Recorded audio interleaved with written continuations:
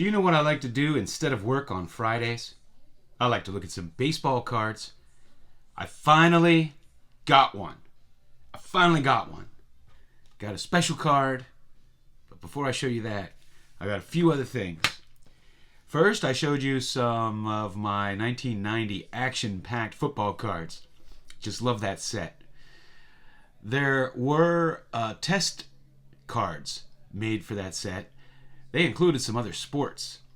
I have a number of them. I have the Wayne Gretzky, the Mario Lemieux, the Dale Earnhardt, and Sugar Ray Robinson. Before they did the football cards in 1990, that's when they began. They did some test cards in 1989, and you could tell the difference.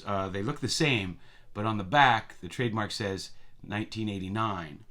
And there are a number of test issues from that set, so I wanted to pick at least one up, and I got this Art Monk, a great wide receiver, and fantastic image, great looking card.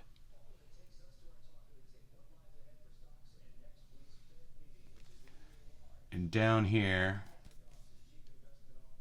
you can see the, I don't know if it'll pick it up, but you can see down on the bottom here it says 1989.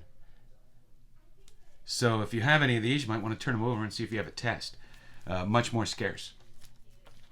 And I got this 1967 Eddie Wakis. I did not have this card. Real nice one, perfectly centered.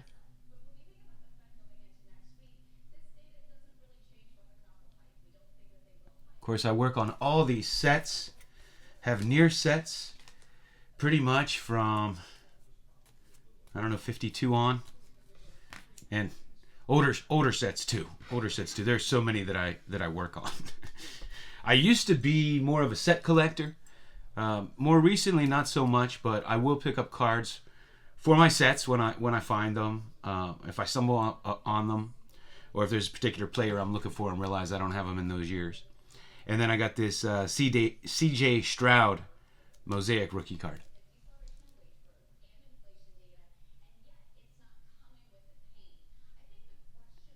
And then I just wanted to point something out to you. There are various errors sometimes that Topps did, two variations of cards, that kind of thing.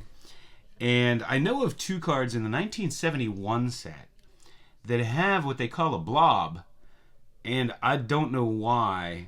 I don't know if something on the printing press got damaged, and that's why it came out. But there's two that I know of, and one is this Jim Nash.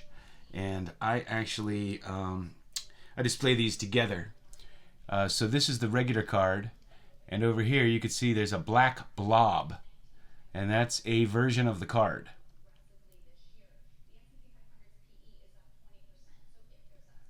So for completist set collectors, you kind of need both. Now I have another card, and I have the clean version. I don't have the blob version, but it's the Jim Northrup. And pretty good player, but you could see the label says no blob version, so there is a blob version. I can't remember which side it's on, but there are definitely two versions of this card as well. Just wanted to point that out to you in case you weren't aware, or if you stumble on one, like if you're shopping on eBay or something, you might think that's a marker, that somebody marked it with a marker, but it's not. That is the card. And I believe the blobs are a little tougher. Just want to let you know that. So now, finally got one. You know, my man Rick, he's like one of those lucky guys that always wins contests and stuff. And he won one from Jake, Legends Never Die. And reminded me that I never got one for my set. And man, I have the Mickey Mantle I have to get, and the Willie Mays if I ever want to complete the set. Both super pricey cards. But this is also one of the top cards in the 1951 Bowman set, and it's Monty Irvin rookie card. And this is a beautiful 3. Very well centered. Very clean card. A very clean back.